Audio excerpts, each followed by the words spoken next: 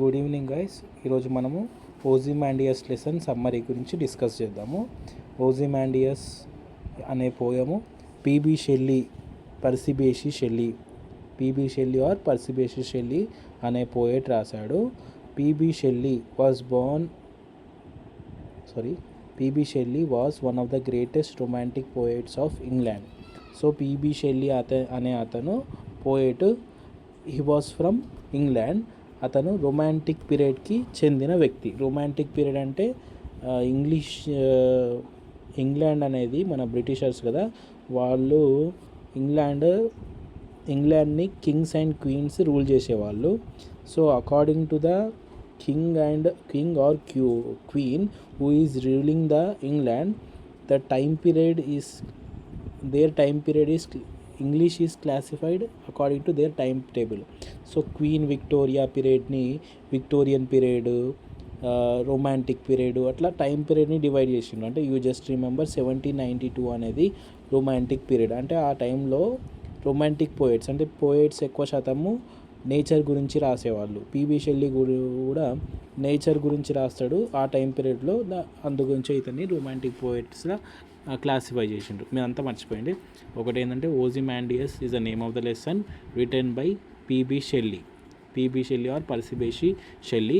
Spelling correct రాయండి. తర్వాత P B Shelley was one of the greatest romantic poets of England.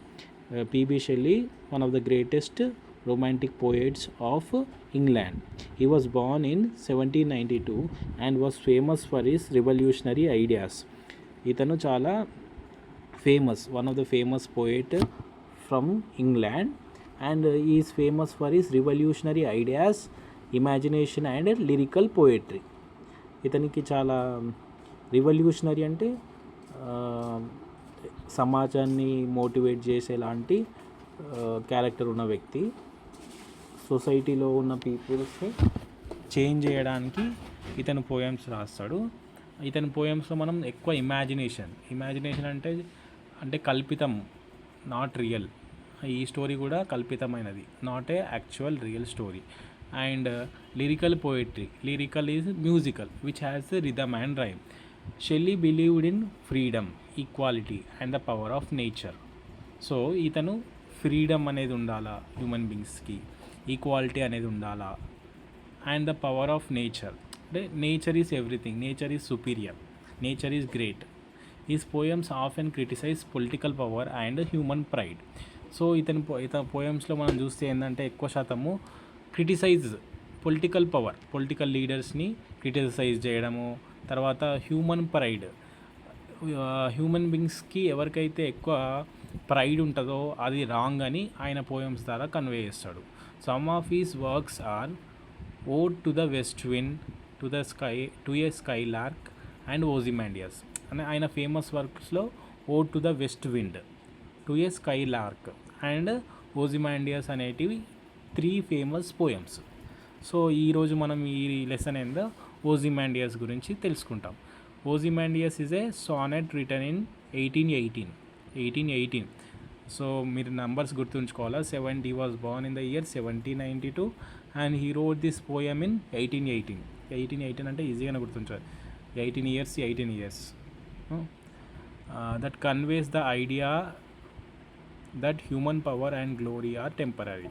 అంటే ఈ poem మొత్తం ఆ థీమ్ ఏంటంటే human power and glory are temporary. ఎవరెంత అచీవ్మెంట్స్ చేసుకున్నా అవన్నీ కొన్ని రోజుల తర్వాత వ్యానిష్ అయిపోతాయి. Nothing is permanent. నువ్వు ఎంత గ్రేట్ అయినా సరే. ఇప్పుడు మనము లాస్ట్ 200 years కింద ఎవరి అచీవ్మెంట్స్ని కూడా మనం గుర్తుంచుకుంటలేం. మనకు we won't care about all those things కదా. ఇది చిన్నగా పోయెట్ గురించి, తర్వాత మనం పోయం గురించి చెప్తాము.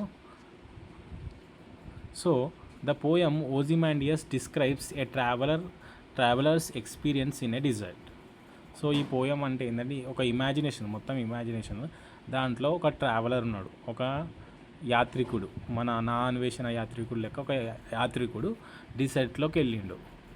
ఆ డిజర్ట్లో the traveller sees the broken statue of a great king named ఓజిమాండియస్.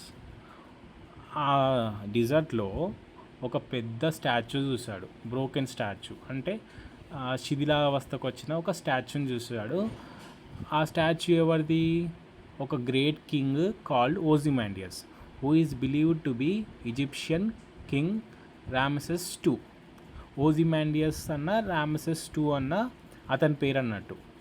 ఒక గ్రేట్ ఈజిప్షియన్ కింగ్. లైక్ మనకు ఎట్లయితే పిరమిడ్స్ ఉన్నాయో అట్లనే సేమ్ ఒక పెద్ద పిరమిడ్స్ ఎట్లా పెద్ద ఉంటాయో అట్లనే ఒక పగిలిపోయిన శిథిలావస్థకు వచ్చిన ఒక పెద్ద బొమ్మను ఈ ట్రావెలర్ చూసిండు. Everything is broken, only the legs of the statue remain standing. మొత్తం ఆ శిల్పం అంతా, ఆ స్టాచ్యూ అంతా పగిలిపోయింది. ఓన్లీ ఆ పెద్ద కాళ్ళ పార్ట్ మనకు కనబడుతుంది.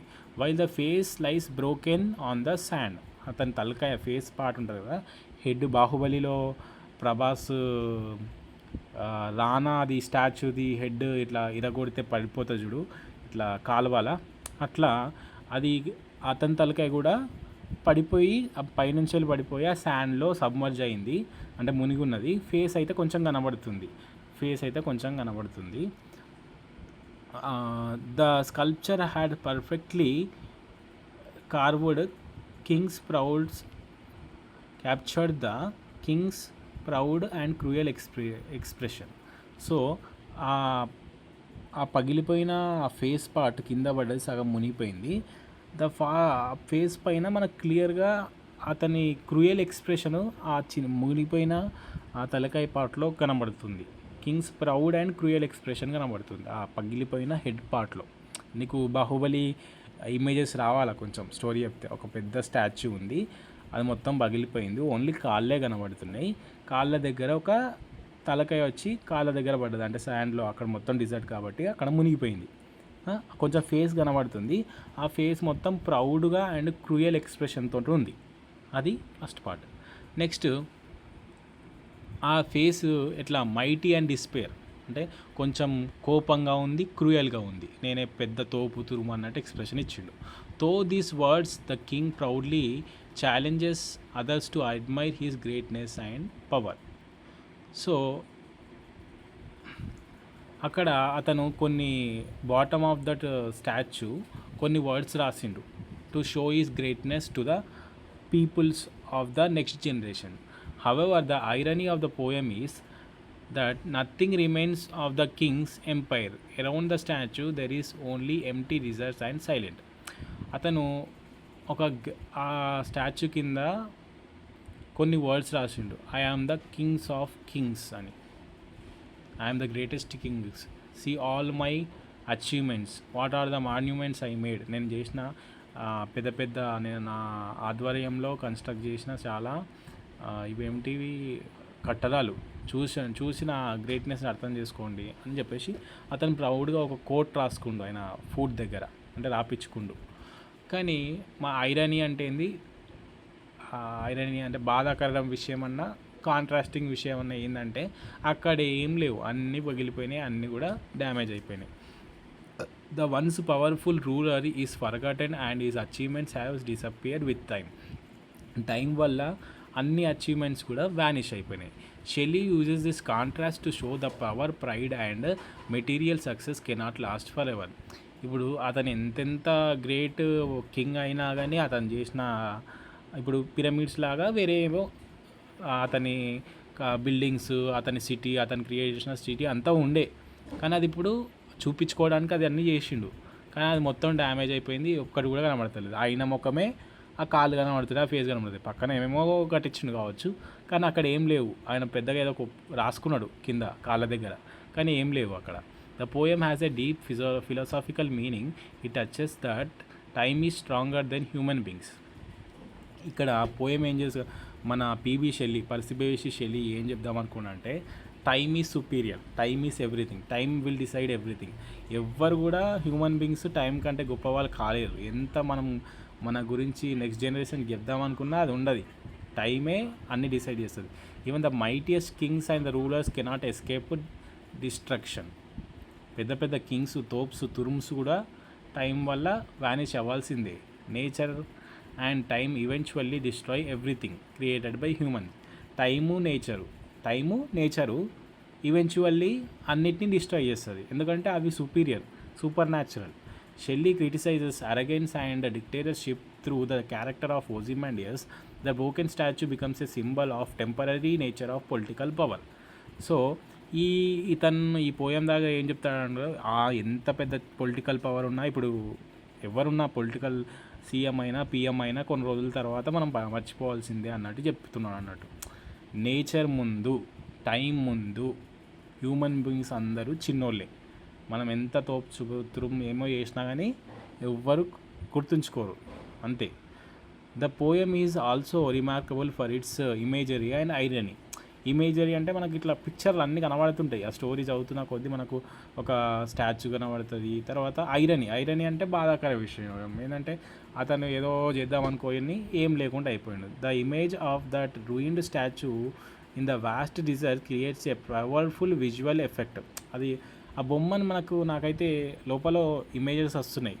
ఒక బొమ్మ ఉన్నది, ఒక బొమ్మ డిజర్ట్లో సగం మునిగిపోయింది, ఫేస్ కనబడుతుంది, ఆ ఫేస్ ఏమో చాలా క్రూయల్గా ఉందని మనకు పిక్చర్ వస్తుంది.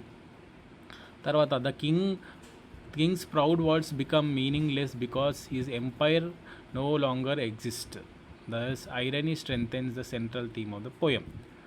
ఇక్కడ అతను ప్రౌడ్గా అక్కడ I am the kings of kings, greatest kings, see all my works అని అట్లా కోట్ రాసుకుంటూ అది కోట్ మొత్తం వ్యానిష్ అయిపోయింది. In conclusion, Ozymandias is a powerful poem with a universal message. ఈ ఓజిమాండియస్కి యూనివర్సల్ మెసేజ్ ఉంది. Shelley successfully shows the human pride and authority are temporary. అతను ఏం చెప్తున్నాడంటే, ఎంత సక్సెస్ఫుల్ హ్యూమన్ పర్సన్ అయినా, ఎంత ప్రైడ్ ఉన్నా అవన్నీ temporary. While time and nature are eternal. Time and nature are eternal, అనంతం లేనిది, అంటే పర్మనెంట్ అన్నట్టు, అంతం లేనిది, అనంతం. Time and nature. The poem remains relevant even today because it reminds people to remain humble and avoid arrogance. ఇది పీపుల్స్కి poetry ఒక మెసేజ్ ఇస్తుంది. ఎప్పుడైనా డౌన్ టు ఎర్త్ ఉండాలా, హంబుల్ ఉండాలా, అరోగెన్స్ వదిలేయాలా అని మెసేజ్ ఇస్తుంది. అది ఎప్పటికీ టైమ్లెస్ కదా, poetry is timeless. This poem is also timeless, conveying the message that you should remain humble and avoid arrogance. కింద ఒక హెడ్డింగ్ ఇంపార్టెంట్ థీమ్స్ అని పెట్టేసి impermanence of power. Impermanence of power అంటే పవర్ యొక్క ఇంపర్మనెంట్ ఆఫ్ పవర్. పవర్ అనేది impermanent, not permanent అని చెప్పేసి, not permanent, impermanent అనేది ఒక రాసుకోండి. ప్రైడ్ అండ్ అరగెన్స్ అంటే థీమ్స్ అంటే లోపల నుంచి మనం ఏమేమి అర్థం చేసుకోవచ్చు. ప్రైడ్ అండ్ అరగెన్స్, కింగ్కి ప్రైడ్ అరగెన్స్ ఉంది, అదొక theme. Power of time and nature, మనము టైమ్వి మళ్ళీ నేచర్ యొక్క పవర్ గురించి తెలుసుకున్నాం. ఇవన్నీ థీమ్స్ అని రాస్తే కొంచెం అట్రాక్టివ్గా ఉంటుంది, బాగుంటుంది. తర్వాత important literary devices, irony and imagery. Irony, imagery, symbolism అని 3 రాస్తే బాగుంటుంది. Right, thank you.